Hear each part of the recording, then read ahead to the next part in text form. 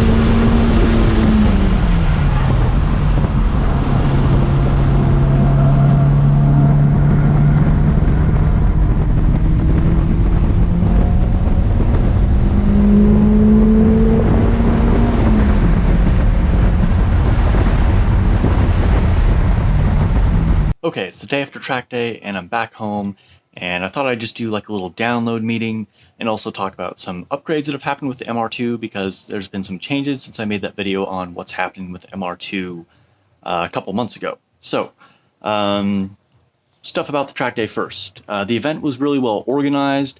It was hosted by Speed Ventures and of course the TRD series staff, which is Jarrell, and I'm sorry, I know there's a lot of other people that go into making that all work. I just don't know all of them by name, but I appreciate all the work that you guys put into that. I thought it was a really good event. I got my fastest time in session 2. Really, conditions were best in session 1, of course, because it was cooler, but, you know, I'm still pretty new. I'm not, like, you know, really experienced, so I'm still kind of, like, progressing. Driving's getting better each time I drive, so I wasn't able to get my fastest time in those optimal conditions. Ended up being kind of a hot day, so then on session 3, you know, I'm still like trying to go for an even better time than I got in session 2. Unfortunately, I kind of overdrove the car a little bit, and the tires were really starting to be done. They were getting kind of greasy, and this happened.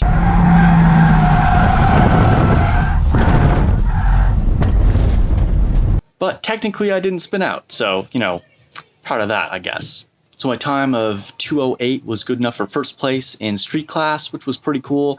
And my friend Simon down in enthusiast class got first place with his MRS. So, yeah, it was a great day. And, yeah, I think we can probably take a look at the car now. Oh, and real quick, I also won some sway bars provided by Next Level Racing.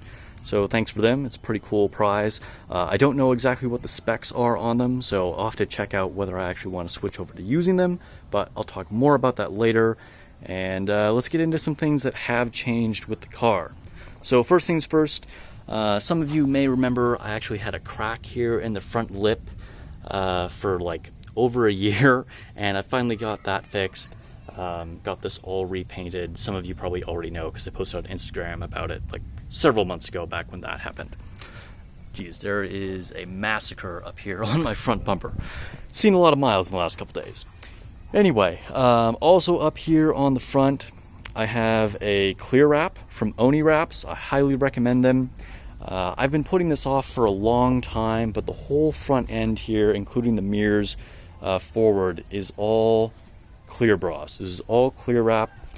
Basically, I was tired of painting it up, or taping it up rather, with painter's tape every time I went to track, and the car has original paint, and so I just really want to try and preserve that as much as possible. And I'm really happy with the results. Check them out. They're here in Southern California. If you're anywhere in like the LA, OC, Inland Empire, whatever, definitely recommend them. They do some great work. So yeah, able to use the track days with a clean looking car. Now let's take a look at the engine bay.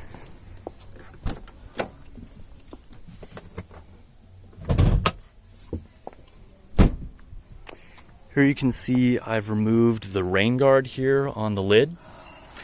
Basically I was just trying to get some more cooling here because normally a lot of this is covered up.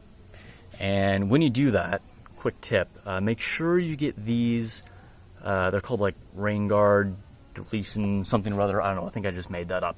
But basically you want to get these. I think it's Wilhelm Raceworks that makes them. I ordered them off of Toys R Us.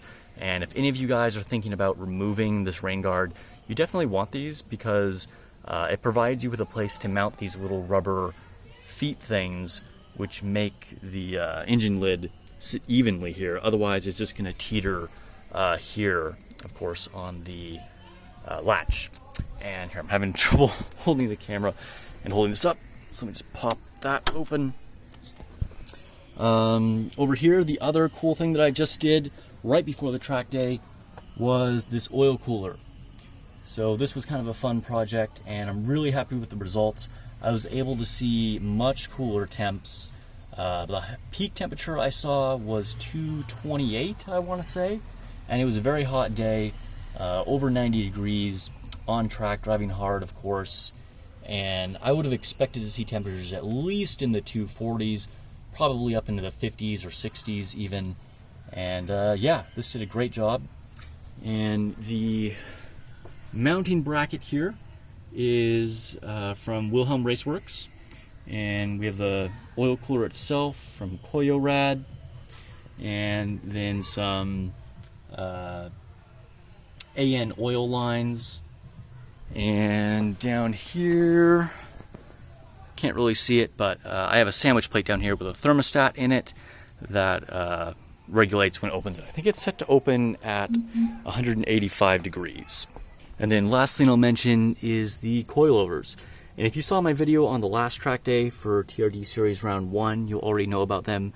But this is new since my What's Happening with MR2 video. So they're the 808 Motorsport with the Swift Springs.